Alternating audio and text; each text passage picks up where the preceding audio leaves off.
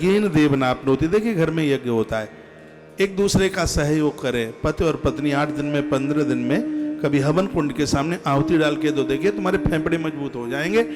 15 घंटा काम करने पर भी श्वास नहीं फूलेगी, ये यज्ञ का प्रभाव है। मैं पूरे दिन प्रवचन करता हूं, लेकिन मेरे कलेजे में कोई दिक्कत नहीं है, क्योंकि मेरी नाक में यज्ञ का धुआं 365 दिन जाता है, मेरा फेफड़ा मजबूत है। आज से कुछ वर्ष पहले, उस समय मेरी उम्र थी कितनी, 39 साल की थी। तो लुधियाना में एक हॉस्पिटल है, दयानंद मेडिकल कॉलेज, पंजाब के कोई हों तो उन्होंने वो सुना होगा, बहुत बड़ा है, बहुत उसका विस्तार है। तो मैं डॉक्टर साहब के यहाँ रुका था, आश्रम के परम भक्त हैं डॉक्टर साहब दीपक गुप्ता, उनका गुप्ता हॉस्पिटल के नाम से बहुत बड़ा अस्पताल है लुधियाना में। तो वो ऐसे ही ले गए, उनके कोई मित्र थे वहाँ। डॉक्टर कहा महाराज जी एक बार आप मंदिर बहुत घूमे हैं, हॉस्पिटल घूम के आते हैं, और मैं उनके साथ चला गया। और हम उस कैंपस में बैठे थे जहाँ बड़े योग्य डॉक्टर थे, वो हार्ट का चेकअप करते थे। उस दिन उनकी घरवाली भी वहाँ थी। हमें ये घरवाले लोग कम सुनते हैं, घरवालों की देवियाँ ज़्यादा सुनती हैं। तो वो देवी बोली, ओ महाराज जी आप यहाँ कैसे?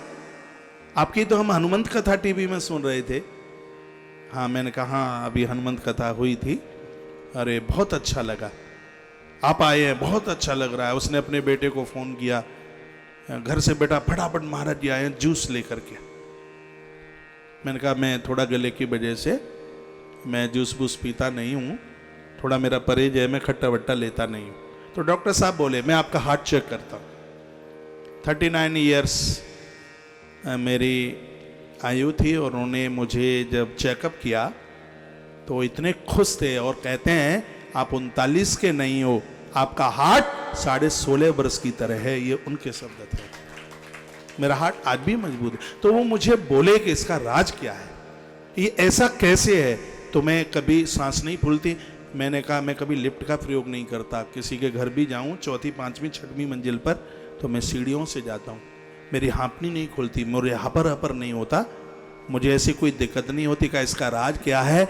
मैंने कहा इसका राज है कि मैं रोजाना हवन करता हूँ, यज्ञ करता हूँ, डेली यज्ञ करता हूँ, मैं कभी चूकता नहीं, उसका धुआं मेरे फेफड़ों में जाता है।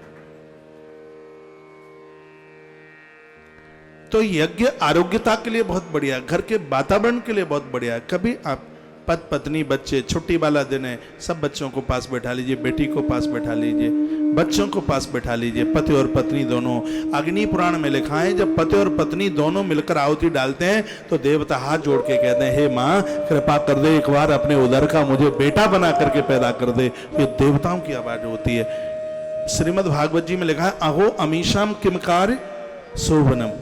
ये भारतीय लोग कितने बड़भागी हैं जो यज्ञ में आहुति डालकर देवताओं को प्रसन्न कर रहे हैं, और ये सौभाग्य भारत का है, ये और देशों में नहीं है, और जगह नहीं है। हम और आप बड़े बड़भागी हैं। ब्रह्मांड पुराण कह रहा है कि ऐसी जगह पर हमारा जन्म हुआ है या नित्य हम देवताओं को आहूत कर रहे हैं, देवताओं को आहुतियां डाल रहे हैं। तो भले ही हम कलयुग में बैठे हैं, इस कलयुग में रह करके भी आप त्रेता द्वापर का जीवन जी सकते हैं।